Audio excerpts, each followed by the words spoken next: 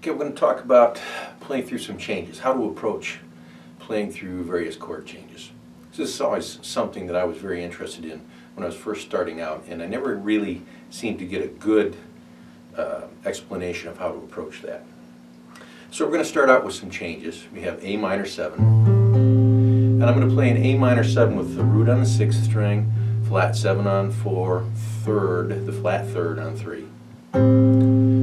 My next chord change is just a D7 chord. I have the root, the 3rd, and the flat 7. Notice how only a couple notes change there. The flat 7 of the A chord resolved to the 3rd of the D chord. Then we're going to go to a G major 7, and I have the G in the bass, 7 on 4, the 3rd on the 3rd string. And again, one note resolved of the 3rd and the 7th of the D chord to the 3rd and the 7th of the G chord. As I go to C major 7, one note resolves down again, and now I have the 3rd on the 4th string and the 7 on the 3rd string. And there's the root.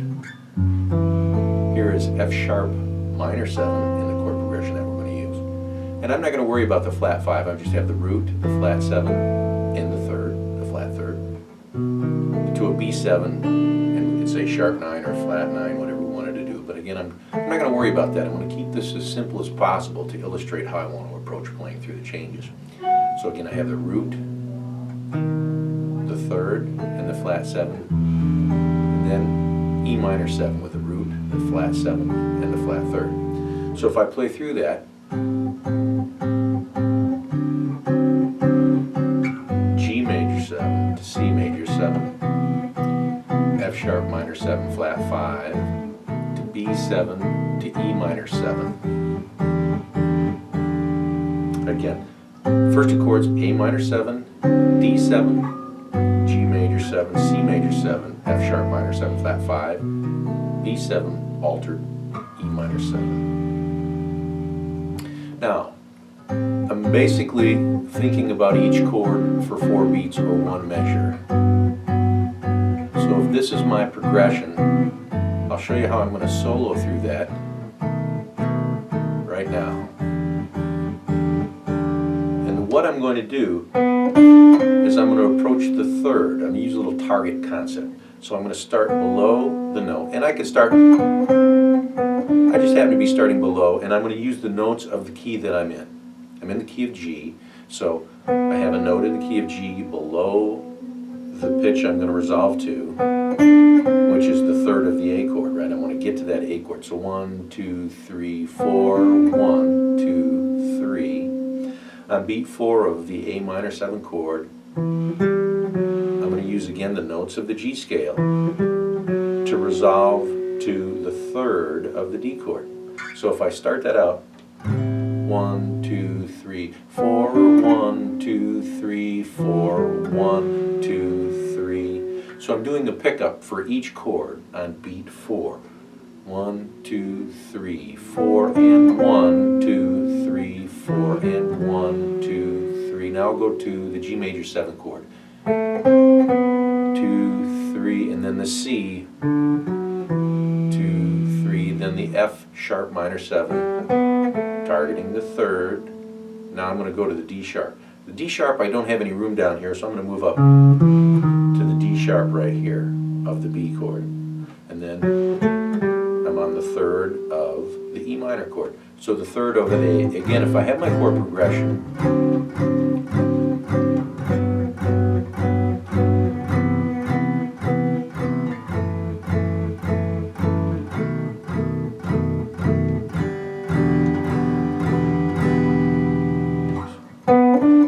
2, 3, 4 to D, 2, 3, 4 to G, 2, 3, 4 to C, 2, 3, 4 to F sharp minor 7 flat 5, 4 to B7 altered, 4 to G. When I say 4, I'm on beat 4. I'm playing that pickup. So there's a couple things. One of my favorite guitar players, Scott Henderson, talks about in some of his seminars is music is all about phrasing and contour. You have to have a rhythmical phrase that you're going to play, and you want to try and keep that idea going over a number of different chord changes. And then we're looking at the contours. My contour of my pitch going up, or is it going down? Very simple ideas.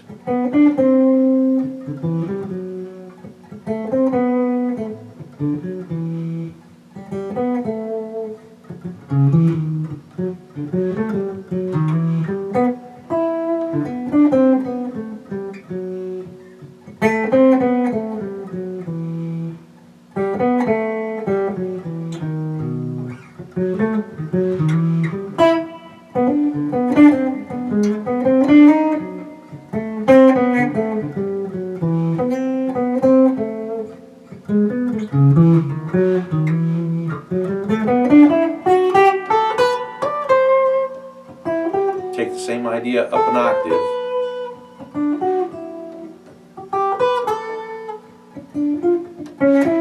There we go.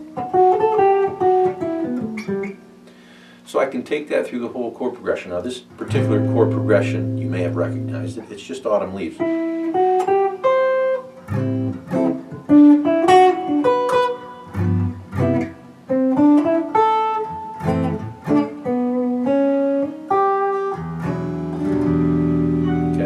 Now I can continue through the whole song this way.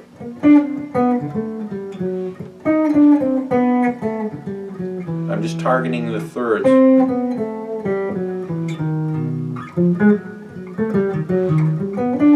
have to quit talking while I play.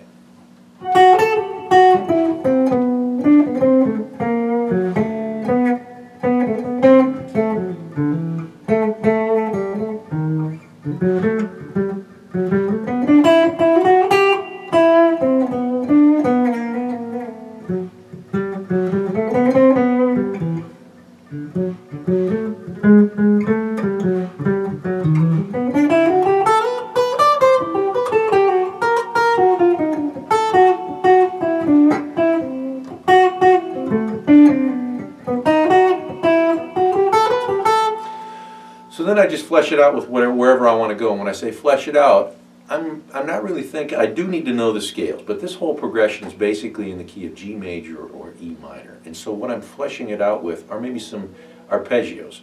So another way, if I want to look at this, I'm going to start out with my progression again. There's my A minor 7 to D7, G major 7, C major 7. So you need to know your arpeggios again as we do this. F sharp minor 7 with a flat 5, D7 or B7 to E minor.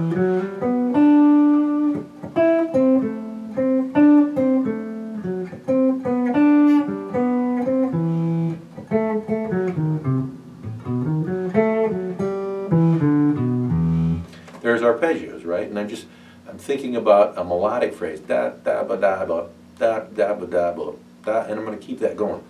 Now, if I mix it up, add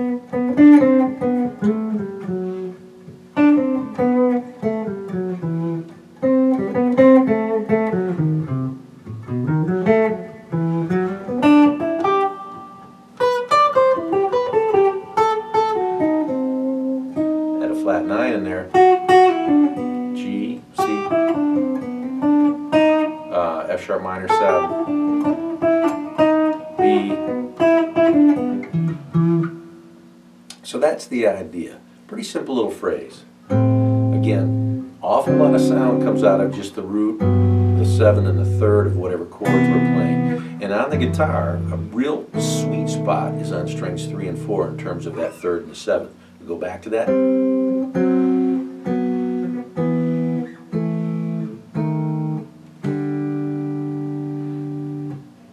And then you just go through the whole tune. So the song is Autumn Leaves. Now the B section to Autumn Leaves is